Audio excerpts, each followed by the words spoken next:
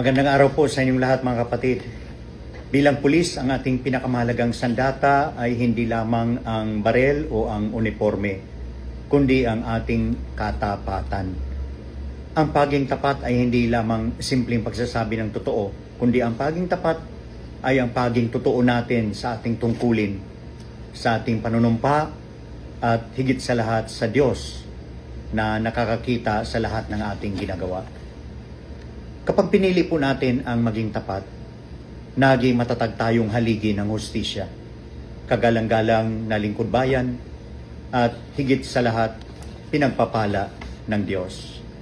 Sabi nga po sa Kawikaan chapter 10 verse 9, ang lumalakad ng matuwid ay lumalakad na panatag, ngunit ang liko, ang landas, ay nabubunyag. Ang katapatan ang nagbibigay sa atin ng kapanatagan ng loob at dangal sa paningin ng tao at ng Diyos.